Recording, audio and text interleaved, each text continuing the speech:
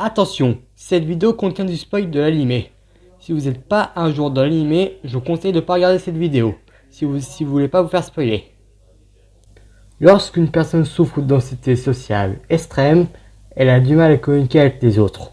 Gardez à l'esprit qu'ils luttent pour tisser des liens. Cela ne signifie pas qu'ils veulent pas. Salut tout le monde. Aujourd'hui, on se retrouve pour une nouvelle vidéo. Plutôt pour la vraie première vidéo de la chaîne.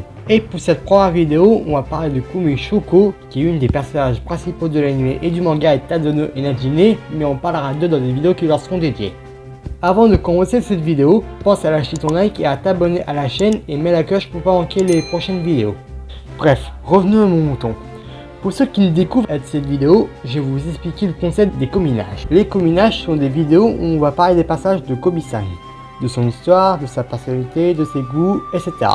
Mais il a une règle.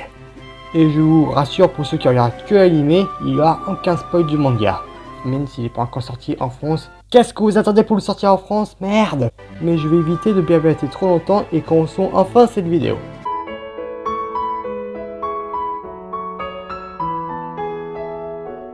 Kumi Shoko est née le 25 décembre et est une étudiante de 15 ans lors de sa première apparition, qui étudie au lycée privé d'Itan, qui, je vous rappelle, est une école préparatoire d'élite et qui est un des lieux principaux de l'histoire.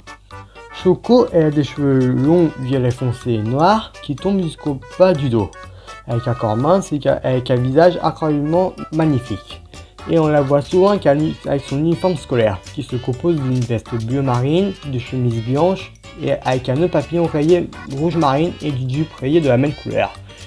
Et bien sûr avec des collants longs et avec des mocassins.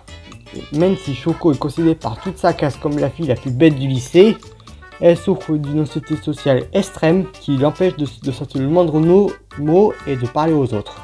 Mais comme on l'a vu à l'épisode 1, elle veut se faire sans amis. Mais je vous apprends rien, vous avez déjà vu le début. Du coup, comme elle n'arrive pas à parler aux gens, et lorsqu'elle est obligée de parler, elle trouve encore un téléphone qui vibre. Mais pour parler à ses amis, elle a toujours sur elle un carnet pour écrire ce qu'elle veut dire. Mais si elle oublie son carnet, elle se fiche comme une statue. Mais même si elle a du mal à parler aux gens, elle a de très bonnes relations avec ses proches et ses amis, dont avec sa cousine Akira, comme on l'a vu dans l'épisode 8. Même si tous les garçons de la classe sont sur son charme à chaque fois qu'elle passe devant eux, mais elle a un peu plus de mal à parler aux autres, sauf à Tadano et à Najime. Mais elle se rend compte lors du festival d'été qu'elle a des sentiments pour Tadano. Notamment, c'est avec ce dernier qu'elle a le moins de mal à communiquer, car déjà c'est son premier ami, comme on l'a vu dans l'épisode 1. Et aussi, c'est le premier à avoir l'anxiété de Komi, et aussi c'est lui qu'elle appelle lorsqu'elle essaie de parler au téléphone avec quelqu'un. Et on remarque qu'elle réussit mieux à communiquer au téléphone que devant la personne.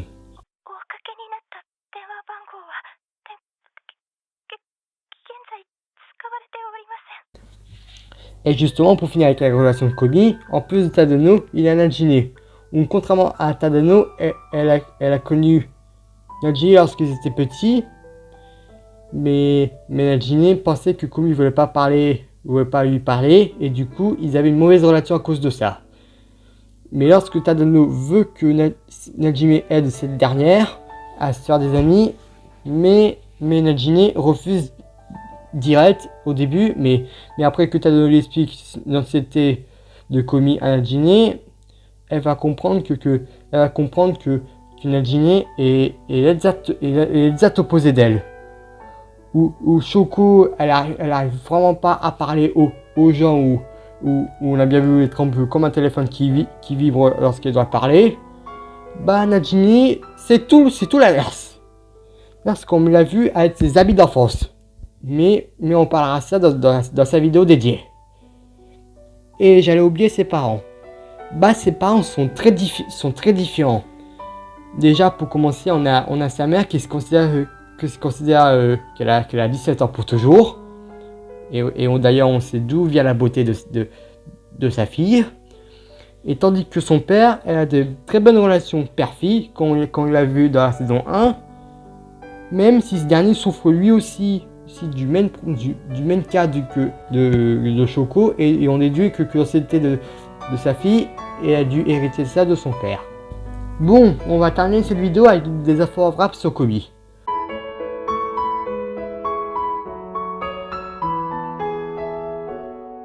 Déjà, vous avez dû le remarquer, mais elle aime beaucoup, mais genre vraiment beaucoup les chats. Genre notamment on peut voir dans sa chambre, elle se réveille en forme de chat. Et lorsqu'elle est contente, elle a des oreilles de chat qui poussent sur ses cheveux. Je pense qu'elle a tous se voir et tous adorer, je pense.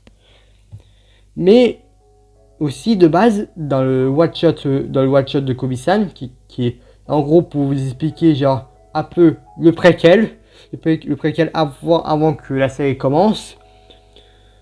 Parce que de base, Komi était genre une fille très sociable, un peu comme Najime en fait. Et non, elle parlait tellement que Tadano n'arrivait même pas à la suivre, mais l'auteur du manga, Tomohito Oda, a changé de direction pour prendre l'œuvre qu'on connaît aujourd'hui. Et pour finir, et lors des examens physiques, Komi avait une vision de 1,5, sa taille assise était de 85, sa flexibilité corporelle est de 52 cm, son pas latéral est de 48 fois, ses redressements assis sont de 22 fois, son lancer de poids avec handball est de 26 mètres, et enfin son sprint à la course de 50 mètres est de 6,89 secondes. Et je pense que j'ai tout dit sur Komi Shoko. J'ai mis un peu de temps et de recherche, mais j'espère que ça vous aura plu, et dites-moi en commentaire ce que vous avez pensé de la vidéo. Et est-ce que vous aimez Komi Shoko de votre côté? Moi personnellement, oui, beaucoup même. Des fois je m'identifie à elle et j'ai adoré le concept de la série. Et puis on connaît tous Aga qui est timide et même s'ils sont timides, ça veut pas dire qu'ils ne veulent pas vous parler. Ils essayent de tisser des liens. Oui, je sais, c'est le ça fait un peu daron morateur, mais c'est important de le dire. Du coup, je vous dis à bientôt pour une prochaine vidéo. C'était Kobe Fougère.